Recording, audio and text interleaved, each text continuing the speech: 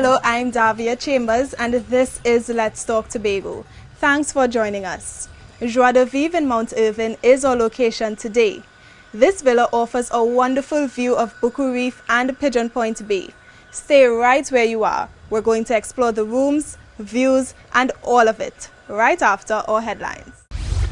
School buildings receive repairs in time for back to school. The new TRHA head has higher aims for the organization, and very soon all streets will have a sign. These stories and more right after the break.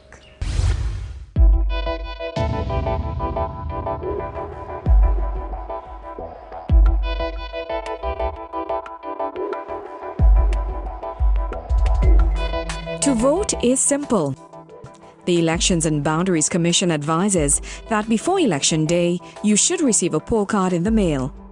Open it to find the address of your polling station. Keep the poll card safely and take it with you to the polling station on Election Day. If you do not receive your poll card before Election Day, one will be prepared for you at the polling station. If necessary, you should call the Elections and Boundaries hotlines at 627-1516 or 627-0745 to find out the location of your polling station.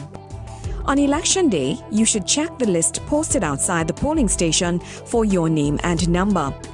Where there are several polling stations on the same compound, an information officer will direct you to your correct polling station.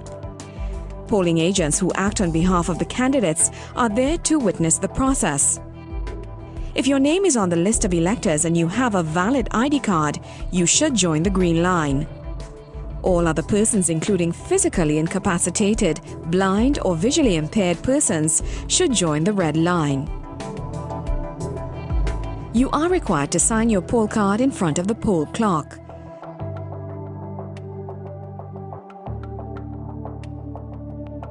The Deputy Presiding Officer examines your fingers, and if there's no evidence of electoral ink stains, issues a ballot paper after demonstrating how it should be marked and folded with the use of a guidance ballot.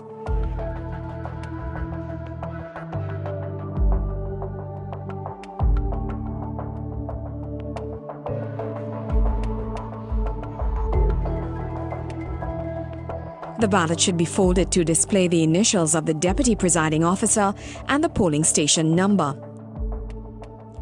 A blind or incapacitated elector is allowed to vote with the assistance of a companion. In the privacy of the voting booth, you vote by placing an X at the right of your candidate's symbol.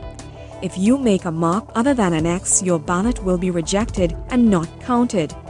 Fold your ballot paper as directed by the Deputy Presiding Officer and proceed to the officer in charge of the ballot box.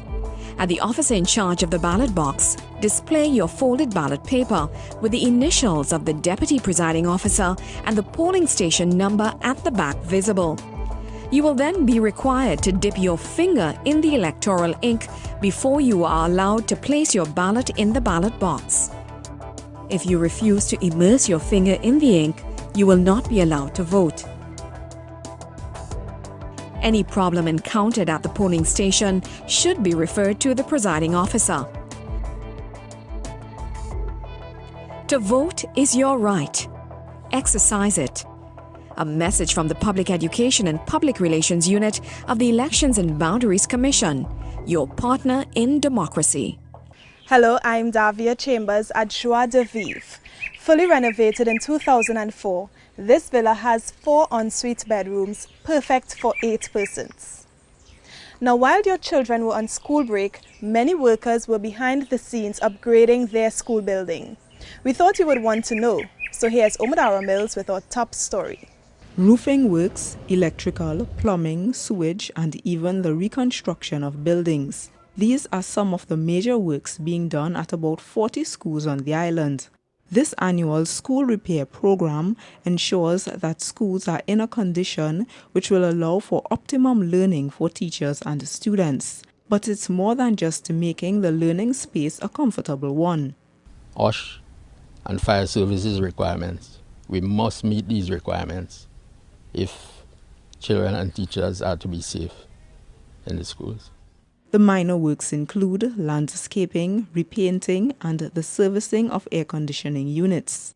All the works are being carried out by local contractors who were hired by the Division of Education, Youth Affairs and Sport. Frequent visits to the projects are made to ensure that the deadlines are kept. We're pretty much on schedule. We don't have schedules for the minor works, really, because the minor works, most of them took like about 2 weeks to complete. But for the major works like Scarborough Second others, we had to do schedules because we have to know where we are at, and also to complete on time. The principal of the Scarborough RC school where these repairs were done says that the program can assist in creating a better learning environment for all involved. Your physical environment also helps determine what happens in terms of the delivery of your curriculum. If you're not comfortable in your space, then you're going to have additional challenges in terms of the delivery of the curriculum. The division is assuring that the upgrades will be completed in time for the opening of school on September 8th. I'm Umadara Mills for Let's Talk Tobago. This villa's pool, which is made up of green heart wooden decking, tempts guests to come take a dip or relax poolside. Now it won't be much longer before all streets in Tobago get a proper sign. It's still perfectly fine to say turn at the next junction and then left at the Orange House, but visitors will also have easily readable street signs to follow. Charlotteville, a quiet seaside village in the east of Tobago, is the first village to have received just over 20 street names as part of the comprehensive signage program. And because the community welcomes a lot of visitors daily, the villagers understand the benefits of having proper signs for direction purposes.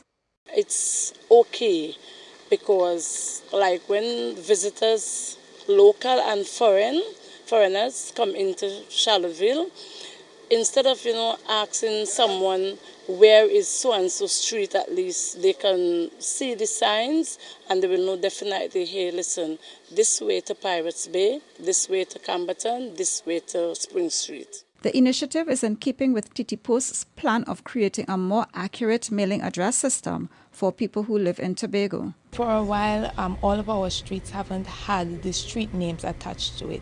So people live in the areas, they know what the street name is, but the street name hasn't been identified. It also helps us to give addresses, proper addresses to persons. So instead of having like pole number 2, now you actually have a house address and with a street name attached to it. It's a collaborative program that sees TT Post working with over 30 village councils under the Division of Infrastructure and Public Utilities. As the implementation agency, the division seeks to ensure that the street names are installed according to international standards. It's aesthetically pleasing because we have the entire island looking now unified with all the signs the same way. 2, it allows for increased visibility, especially in the night, because we are now using a 3M reflective material that would shine brighter even if light isn't shone on it, so that persons could see from a further distance. The letter sizes are larger. The sizes overall are larger, so it assists with visibility. If you're looking for a place, you could find it more easily. Just over 1,100 street names will be installed in other villages around the island. The project is expected to be completed by November of this year. I am Caroline Wallace for Let's Talk Tobago. The flower garden here at the pool provides shade and a sanctuary from sun as guests of Joie de Vivre unwind and take in the peaceful atmosphere. You may be familiar with these 2 phrases: save your money for a rainy day, invest your money wisely. But where should you invest and how do you go about it? We have an answer for you. Citizens of this country can now have a direct share in the profits of its energy resources. That's because the National Gas Company, NGC, has gone public with an IPO or initial public offering of over 75 million Class B shares at the price of $20 per share on the local stock market. But before Tobagonians can invest, it's important for them to know what they're putting their money into. And that was done at an interactive seminar where they learnt about how to subscribe for the shares, how NGC operates, and the potential risks and rewards in investing in the company. You are getting an opportunity now to take a direct investment. So you will be ranking with the government get paid, you get paid, at which point you could decide what you want to do with that money. It will also, as I say, spread share ownership among the wider population. But investing in NGC means they'll also need to understand the industry's jargon, how the stock market operates, and what to look for in a company they may be interested in investing in. And they got that knowledge courtesy representatives from the Unit Trust Corporation. Solid management, you want to know that the team, because remember it's your company, so you want to know you have the best team available to do the job in that company, right? Consistency. You don't want 1 year the profits double and the next year there's no profit. So you just want to see consistent growth in the company over time. The seminar was facilitated by the Division of Finance and Enterprise Development's Financial Literacy Secretariat with a specific purpose in mind. There had been a lot of concerns about the IPO being that it was involved in the oil industry, and therefore we thought that it best that the division partner with First Citizens as well as UTC just to clear the air and to give people some more, much needed information about the IPO. So going forward, we hope to see that people are going to take a step in the right direction and assess the situation and be able to make a well-informed decision about the IPO. The division's goals at these kinds of investment seminars is to make Tobagonians more financially literate. As such, there are plans to host others so that Tobagonians can understand and take advantage of the other investment opportunities available in the country. I'm Umadara Mills for Let's Talk Tobago. The Caribbean Association of Pharmacists bestows marks of distinction. More on this after the break. We'll be right back. Going to Barbados? Why continue to pay high prices when you can get there for only US $231.95, all taxes included? Yes, you heard right. You can now travel to Barbados from Tobago for a mere US $231.95 on Gold's weekly service. So if you're going to Barbados for business, the beach, crop over, or attending university, stop wasting your money on those other high-priced airlines and get there for a fraction of the cost. To book, just log on to www.vogel.com.br. Barbados just got closer. Welcome back to Let's Talk Tobago. I'm Davia Chambers at Joie de Vivre. This villa was redesigned to incorporate nice views from the first and second floors. Congratulations are in order for a special group and 2 professionals in particular who work tirelessly to provide excellent patient care. Arlene Savidro is a 2015 Pharmacy Practice Pioneer Awardee. She is now recognized for the emphasis she placed on the delivery of pharmaceutical care in the Caribbean Association of Pharmacists 2015 Peer Awards. It resonated with a panel of judges and gave this pharmacist with the Tobago Regional Health Authority the edge. The program that we set up is a good program for other regions to follow, because it really helped a lot of patients, and for their convenience, we started the home fluids delivery program to those peritoneal patients. It's a new program that's by the TRHA. It felt great because one way the program was appreciated and it was acknowledged, because it's the first time that we're doing the program here. Beverly Das Villain, who has been a pharmacist for over 20 years, has also been recognized. She captured the Afzal Azbul Caribbean Pharmacy Spirit Award for her consistent demonstration of dedication, commitment, and initiative in her daily work. When I first received the news, I was a bit surprised and confused, because what I do, I consider what I do to be a day's work. However, it's always an honor to be recognized by one's peers. Winning these awards is a first for the TRHA, but it's hoped that other pharmacists will see it as motivation to provide excellent service to the public. I share this award with the amazing and professional staff of the Scarborough General Hospital Pharmacy Department. With their dedication, commitment, attention and care to their patients, this award has been brought to Tobago for the first time. While these awards are first for the pharmacy department, it's not the first for the Tobago Regional Health Authority. Last year, the hospital's outpatient department received Diamond Standard certification from the Ministry of Public Administration. That award is given to public institutions that exceed their public service mandate. I'm Umadara Mills for Let's Talk Tobago. On this side of the balcony, guests have a lovely view of the garden. They can just sit back, relax, and soak up the beauty and a casual breeze. There's a new guy in charge with a fresh, focused approach, and it's all about your good health. Caroline Wallace reports. The Tobago Regional Health Authority has had many successes in the past. They have started the hospital's accreditation process. There's a corneal program currently. Our dialysis unit is up and running. And now there's new leadership, CEO Brent Murphy. We've been working quite feverishly at preventing a recurrence of some of these things. Again, education of our staff. We have done some restructuring in some of the departments, which would assist in some of the relationships, professional relationships, and the transference of information from some of the more experienced practitioners to some of those who have not been as exposed. Mr. Murphy wants the staff at TRHA to ensure the public is more aware of preventative measures rather than being dependent on medical fixes after they are already ill.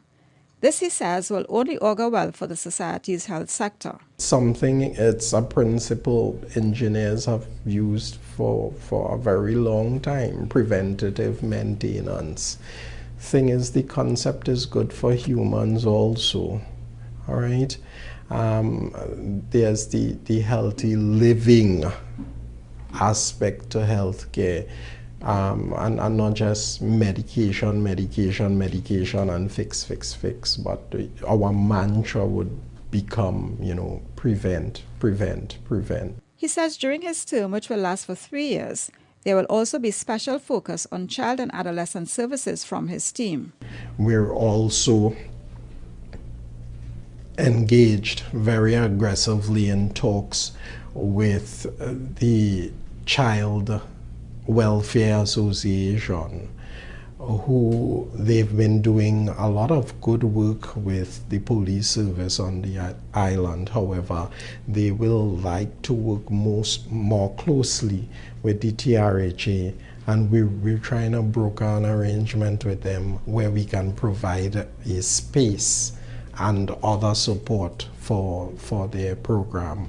And these goals of the Tobago Regional Health Authority for the next 3 years are supported by the Division of Health and Social Services as they continue to maintain and enhance personal and community health. I am Caroline Wallace for Let's Talk Tobago. This handsomely decorated and tiled dining room accommodates 8 at the table. Stay in one night and entertain while you're here. Tobago has attractive beaches, a protected rainforest, and quaint villas such as this one. It's a honeymooner's paradise and it's relatively unspoiled. The Huffington Post thinks so too. Tobago's main ridge is the oldest protected rainforest in the Western Hemisphere and a dream experience for many eco-lovers.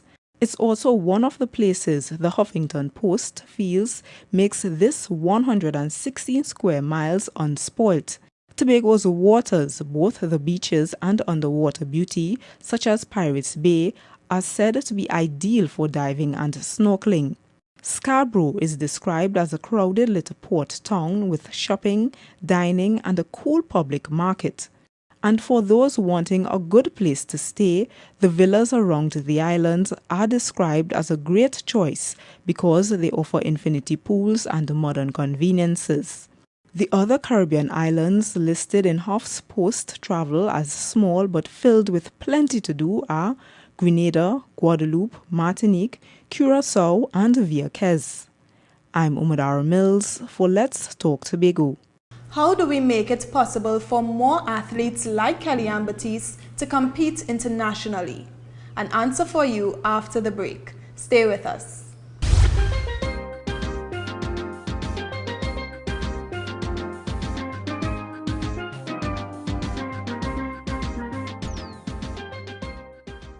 Thanks for staying with us. Let's Talk Tobago is coming to you this week from Joie de Vivre. This modern self-catering villa fully incorporates the local charm of the island.